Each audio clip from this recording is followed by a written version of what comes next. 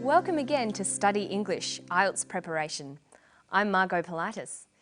Today we'll look at some words that cause a lot of confusion, the relative pronouns, that, which and who. And then we'll do some pronunciation practice. But first, let's listen to some people talk about a very dangerous tourist attraction from Australia's Northern Territory. People have always been fascinated with death.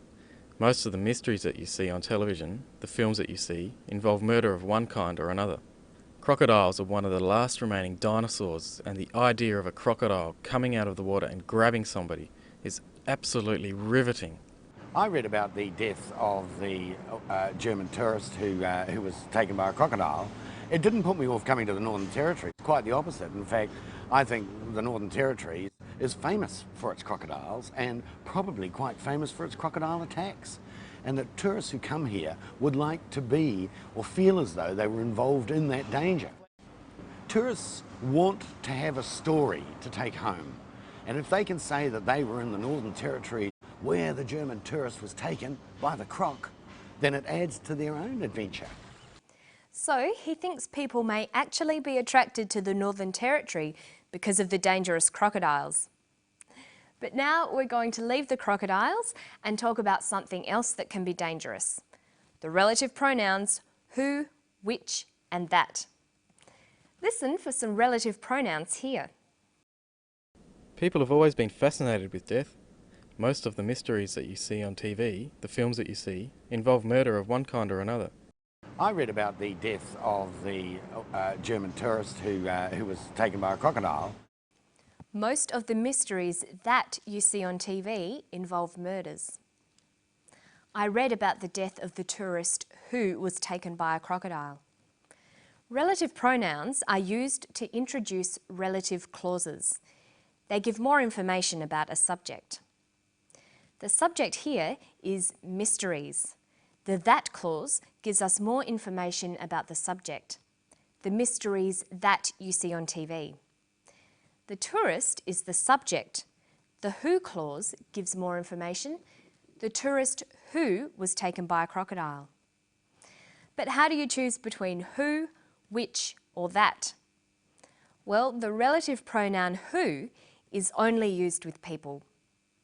Which is only used with things. That is usually only used with things as well. Sometimes, in informal language, it can refer to people. But when you're learning English, it's probably best to avoid using that for people.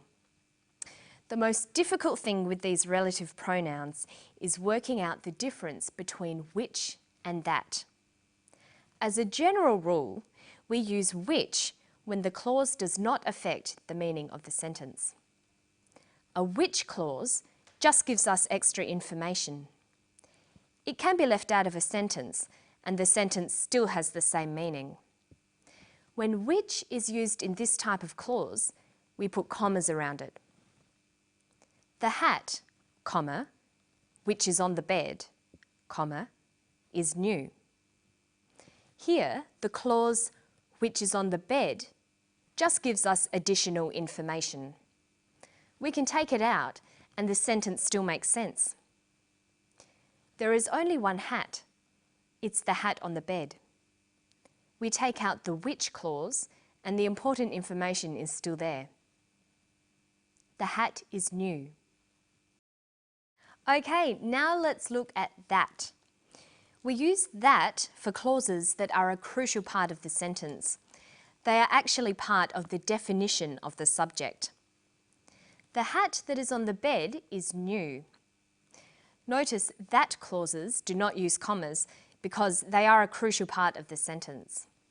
There are a number of hats this sentence could be referring to, but the sentence is specifically talking about the hat on the bed, so we use that. The that clause cannot be taken out of this sentence. The hat is new.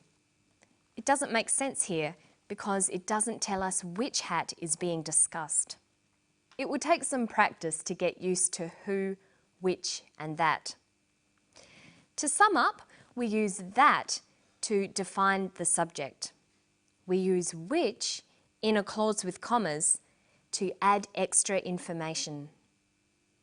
You will notice which often being used in place of that, especially in spoken language. While not strictly correct, it is very common. The word who is a bit simpler. It's only used when the subject is a person and can be used in both of these types of clauses. Okay, now we're going to do some pronunciation practice. Students learning English often complain that native speakers speak too fast. Well, it's true. English speakers do run their words together, so it's often very difficult to hear when one word ends and another begins. To make your spoken English sound natural, it's important for you to do this too.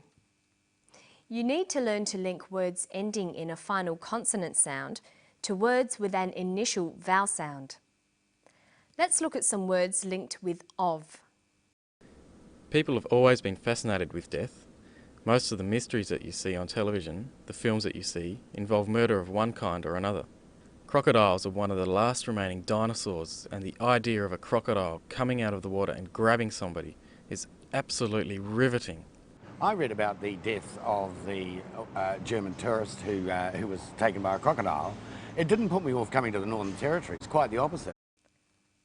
He uses the phrases most of, one of, out of, death of.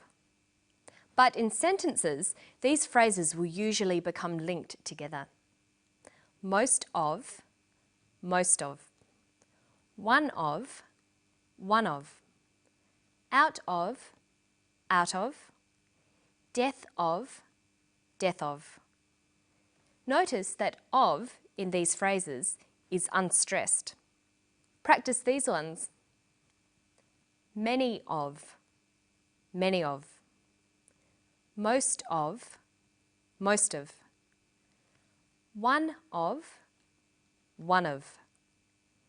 Several of, several of. Listen to the differences when I read these sentences in a natural, conversational way. One of my best friends lives here. One of my best friends lives here. Many of the trees have died. Many of the trees have died. I enjoy most of her songs. I enjoy most of her songs. People have always been fascinated with death. Crocodiles are one of the last remaining dinosaurs, and the idea of a crocodile coming out of the water and grabbing somebody is absolutely riveting. He says people have always been fascinated with death. People have always. Notice how in conversation we link the final consonant sound v with the initial vowel sound or. Have always. Crocodiles are. Crocodiles are. Is absolutely. Is absolutely. Okay, now let's try these sentences. She is always studying hard. She is always studying hard. They aren't scared by crocodiles. They aren't scared by crocodiles. So make sure you practice words in phrases and sentences. That way you'll get used to linking your words and your spoken English will sound more natural. And don't forget to listen to native speakers as much as you can and try to copy them, even if they do speak fast. And that's all for today. I'll see you next time on Study English. Bye-bye.